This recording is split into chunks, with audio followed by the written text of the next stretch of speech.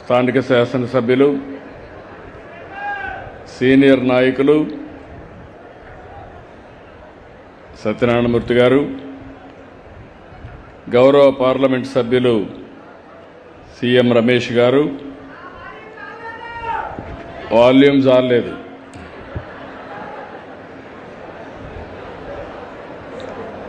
గౌరవ రాజ్యసభ సభ్యులు విజయ గారు, సహచర మంత్రివర్గ సభ్యులు రవీంద్ర గారు, నారాయణ గారు, స్వచ్ఛ ఆంధ్రప్రదేశ్ చైర్మన్ గౌరవనీయులు పట్టాభిరామ్ గారు, జిల్లా కలెక్టర్ గారు, ఈరోజు నేను అనకాపల్లి మన మాడుగుల నియోజకవర్గానికి వచ్చినప్పటి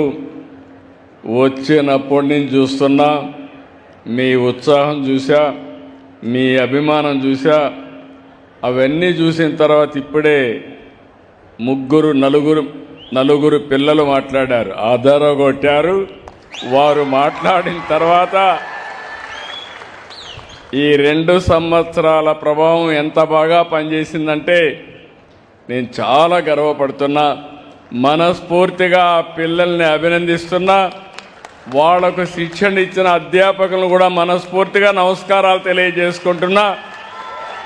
నేను ఫౌండేషన్ వేయడం కాదు, నిజమైన ఫౌండేషన్ స్కూల్ నుంచే ప్రారంభమవుతుంది. అలాంటి మహత్తర కార్యక్రమానికి శ్రీకారం చుట్టిన ఆ స్కూల్ యొక్క టీచర్స్ అందరినీ, హెడ్ మాస్టర్ని, అధ్యాపకులందరినీ కూడా మరొక్కసారి మనస్ఫూర్తిగా అభినందనలు, ధన్యవాదాలు. ఈరోజు మాడుగుల ఇంత మునిపే రమేష్ గారు చెప్తున్నారు, ఇప్పుడు కాదు, మాడుగుల తెలుగుదేశం పార్టీ పెట్టినప్పటి నుంచి తెలుగుదేశం పార్టీకి కంచుకోట, ఈరోజు ఎన్డీఏకి కంచుకోట. ఒకప్పుడు అనకాపల్లి అంటే అనకాపల్లి బెల్లం, ఈరోజు అనకాపల్లి అంటే బెల్లం ఒకటే కాదు, Arcelor Mittal steel plant, data సెంటర్లు. ఇంకా పక్కన కలెక్టర్ గారు ఇప్పుడే చెప్పారు, ఇక్కడ లేని ఇండస్ట్రీ ఏది లేదు. భవిష్యత్తులో ఈరోజు చెప్తున్నా, ఒకప్పుడు హైదరాబాద్లో పక్కన రంగారెడ్డి ఉండేది, హై స్కూల్స్ ఉండేటివి కాదు. సమయం 25 సంవత్సరాలు. 25 సంవత్సరంలో బాంబే కాదు, ఢిల్లీ కాదు, బెంగళూరు కాదు, ఎక్కువ తలసరి ఆదాయం వచ్చే జిల్లా రంగారెడ్డి జిల్లా అని మరొకసారి మీకు విజ్ఞప్తి చేస్తున్నా. రాబోయే 20 ఏళ్లలో దేశంలో నెంబర్ 1 జిల్లా అనకాపల్లి జిల్లా. మీరు సిద్ధంగా ఉన్నారా అని మిమ్మల్ని అడుగుతున్నా. మీ అభిమానం, ఉత్సాహం చూస్తే అదిరిపోయింది. ఈరోజు దారంతా వస్తా ఉంటే చూశాను. తోరకు వస్తే జనాలు వస్తారు, క్వార్టర్ బాటిల్ ఇస్తే జనాలు వస్తారు, కానీ అభిమానాన్ని మాత్రం మీ ముఖంలో చూస్తే ఎంత ఆనందంగా నాకు స్వాగతం పలికారంటే నా జీవితాంతం గుర్తుపెట్టుకుంటా.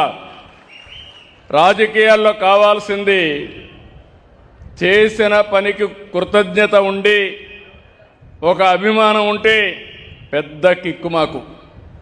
మీరు గుర్తుపెట్టుకోవాలి ఈ విషయం. నేను వచ్చినప్పుడు మీరు రాకపోతే నేను ఎన్ని చేసినా లాభం లేదని నీరు గారిపోతాం. అదే మేము వచ్చినప్పుడు మీరు స్వాగతం పలికి జేజేలు పలికితే దాని మీద ఒక నమ్మకం, ఒక విశ్వాసం పెరిగి ఎప్పటికప్పుడు ఏం చేయాలని ఆలోచిస్తూ ఉంటాం. ఈరోజు మీరు చూస్తే నిన్నే అల్లూరి సీతారామరాజు అంతర్జాతీయ విమానాశ్రయం, ఈ విమానాశ్రయం భోగాపురానికే పరిమితం కాదు. మీరు ఆ విషయం గుర్తుపెట్టుకోవాలి.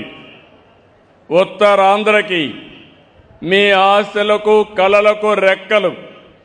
ఇప్పుడే మీరు ఈ పిల్లలను చూశారు. నా నమ్మకం పెరిగింది. దానికి కారణం ఈ చిన్న పిల్లలను కానీ, ఇప్పటి నుంచే నేర్పిస్తే ప్రపంచాన్ని శాసించే శక్తి ఈ పిల్లలకు వస్తుందని చెప్పి కూడా నేను మీకు తెలియజేస్తున్నా. ఆంధ్రప్రదేశ్ అంటే ఒకప్పుడు 20 సంవత్సరాల కంటే ముందు నేను ఐటీకి ప్రాధాన్యత ఇచ్చా. ఈరోజు ప్రపంచంలో తెలుగువారు ఎక్కడున్నా హైయెస్ట్ పర్ క్యాపిటల్ ఇన్కమ్. ఇప్పుడు నేను ఐటీ ఒకటే మాట్లాడడం లేదు, ఏఐ మాట్లాడుతున్నా, డేటా సెంటర్స్ మాట్లాడుతున్నా. నాకు ఎంత ఆనందంగా ఉందంటే ఇప్పుడే వాళ్ళు మాట్లాడినప్పుడు డేటా సెంటర్ గురించి, క్వాంటమ్ గురించి నాకు కూడా తెలియని విషయాలు వీళ్ళు మాట్లాడే పరిస్థితికి వచ్చారు. క్వాంటమ్ ప్రారంభించిన నాకు మామూలు కంప్యూటర్ కంటే 1000 రెట్లు స్పీడ్లో పనిచేస్తుందని ఆ అబ్బాయి చెప్పినప్పుడు నా మనసు పులకించిందని చెప్పి కూడా నేను మీకు మరొక్కసారి తెలియజేస్తున్నా. 4-5 దేశాల్లో ప్రపంచంలో ఫస్ట్ టైం మనం క్వాంటమ్ కంప్యూటర్ భారతదేశానికి వస్తూ ఉంది. ఆ కంప్యూటర్ మన రాష్ట్రానికి అమరావతికి రావడం గర్వకారణం అని మరొక్కసారి మీ అందరికీ విజ్ఞప్తి చేస్తున్నాను. ఇంకొక పక్కన తొందరలోనే అనకాపల్లికి, విశాఖపట్నానికి గోదావరి నీళ్లు తీసుకొస్తాం. తొందరలో అంటే ఎప్పుడో కాదు,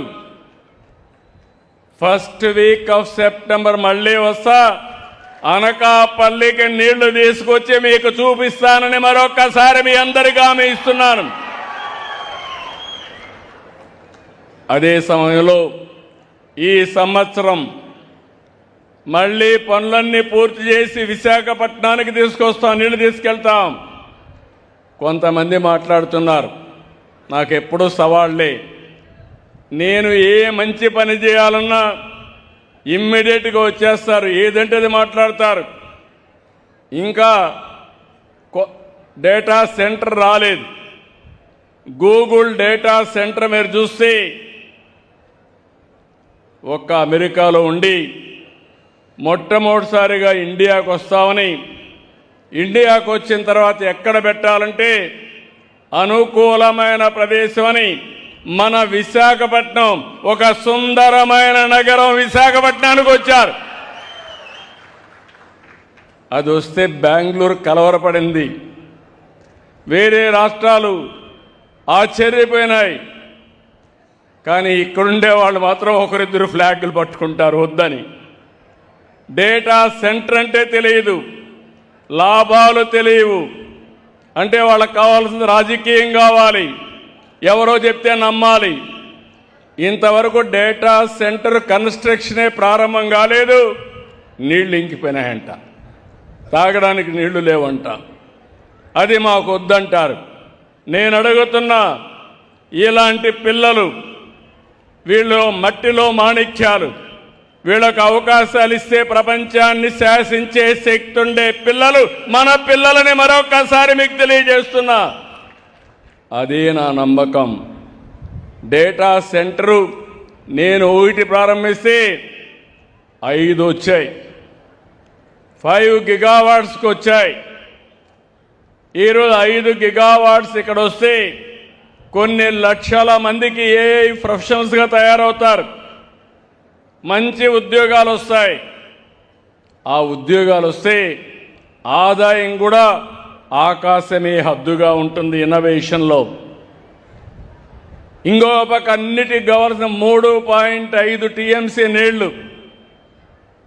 నాకు ఏదైతే పోలవరం నుంచి వచ్చే నీళ్లు నేరుగా గ్రావిటీతో వస్తాయి. ఈరోజు హామీ ఇస్తున్నా, అనకాపల్లి జిల్లా ప్రతి చెరువు, ప్రతి రిజర్వాయర్ నింపే బాధ్యత తీసుకుంటాం. దీనికి బ్రహ్మాండమైన, ఒకప్పుడు రంగారెడ్డి జిల్లాకి ఇంత అనుకూలత లేదు కానీ, నీళ్లు లేవు కానీ, ఇక్కడ నీళ్లు కూడా ఇస్తే బ్రహ్మాండంగా ముందుకు పోయే పరిస్థితి వస్తుంది. అయితే ఇక్కడికి వచ్చినప్పుడు అభివృద్ధి అంటే పరిశ్రమలు, పెట్టుబడులు, కంపెనీలే కాదు. అభివృద్ధి అంటే స్వచ్ఛమైన ప్రాంతాలు, ఆరోగ్యకరమైన జీవితాలు, పర్యావరణ పరిరక్షణ కూడా ఇప్పుడే వాళ్ళని చూస్తే వాళ్ళ స్కూల్లో చేసే విషయాలు మీరు చెప్పే పరిస్థితికి వచ్చారు. ఈ ప్రజానీకానికి విజ్ఞప్తి చేస్తున్నాను, 3వ శనివారం ప్రతి నెల నేను అందరికీ ఒకటే విజ్ఞప్తి చేసిన, ఏ పని చేయక్కర్లేదు, కొంపలేమి కూలిపోవు. స్వచ్ఛత గురించి ఆలోచించండి, పరిశుభ్రత గురించి ఆలోచించండి. సమాజ హితం కోసం మీకు చేతనైనంత వరకు పనిచేయమన్నాను. ఇది కానీ మనం చేయగలిగితే, ఈరోజు మనం చూస్తున్నాం, మన ఇంటి ముందర ఎవరన్నా చెత్తేస్తే మనకు కోపం వస్తుంది, కానీ మన ఇంట్లో చెత్త మాత్రం తీసిపోయి రోడ్డు మీద వేస్తాం. ఇల్లు మనది, రోడ్డు మాత్రం మంది కాదనుకుంటున్నాం. రోడ్డు మనదే, ఇల్లు మనదే అనే కానీ మనస్తత్వం వస్తే ఆటోమేటిక్గా చాలా సమస్యలు పరిష్కారం అవుతాయి. ఇక్కడే కోనేరు చూశాను, పేరేంటమ్మా కోనేరు, ధర్మ కోనేరును చూశాను. ఎంత ఆనందం కలిగిందంటే, ఎప్పుడో కట్టినటువంటి కోనేరుని, త్రాగునీరుండే కోనేరు రాను రాను కలుషితమైన నీళ్లు, బురద నీళ్లు అయిపోయి చాలా భయంకరంగా ఉంటే, ఈరోజు ఎవరైనా ఈ గ్రామం కానీ ఈ ప్రాంతం వాళ్ళు కానీ సాయంత్రం పోయి ఫ్రెష్ ఎయిర్ అక్కడ పీల్చుకొని చుట్టూరు ఒక 4 రౌండ్లు వేస్తే మీ ఆరోగ్యం ఆటోమేటిక్గా ఇంప్రూవ్ అయిపోతుందని చెప్పి కూడా నేను మీకు తెలియజేసుకుంటున్నా. అలాంటి మంచి కేంద్రాన్ని తయారు చేసే పరిస్థితికి వచ్చారు. ఈరోజు ఇక్కడ స్వచ్ఛాంధ్ర స్వర్ణాంధ్ర కార్యక్రమం మీ అందరినీ ఒకటే కోరుతున్నాం, ఇక్కడుండి పారిశుద్ధ కార్మికులను అభినందిస్తున్నాం. ప్రజలు, ప్రభుత్వ ఉద్యోగులు, స్వచ్ఛంద సంస్థలు స్వచ్ఛత కోసం ముందుకు వస్తున్నాయి. ఈరోజు ఈ కార్యక్రమంలో భాగస్వాములైన అందరినీ కూడా అభినందిస్తున్నాం. మన ఊరు మన బాధ్యత. ఈ సంకల్పం అందరూ తీసుకోవాల్సిన అవసరం ఉంది. పరిశుభ్రత అంటే రోడ్లను ఊడ్చడం, చెత్తను తరలించడం మాత్రమే కాదు, మన ఇల్లు, వీధి, కార్యాలయం, పాఠశాల, మార్కెట్, బహిరంగ ప్రదేశం, అన్ని ప్రాంతాలు పరిశుభ్రంగా ఉండాలి. అప్పుడే పరిశుభ్రమైన గ్రామాలుగా తయారవుతాయి, ఆరోగ్యకరమైన కుటుంబాలు వస్తాయి, స్వచ్ఛమైన పర్యావరణం వస్తుంది. దానికే నేను ఈరోజు ఆలోచించాను. ఒకప్పుడు విజన్ 2020 అంటే చాలామంది ఎగతాళి చేశారు. అది ఈరోజు హైదరాబాదు చూస్తే అందరికీ అర్థమవుతుంది. ఈరోజు 2047కి నరేంద్ర మోడీ గారి నాయకత్వంలో భారతదేశం ఒక అగ్ర దేశంగా వికసిత్ భారత్ సాధిస్తుంది.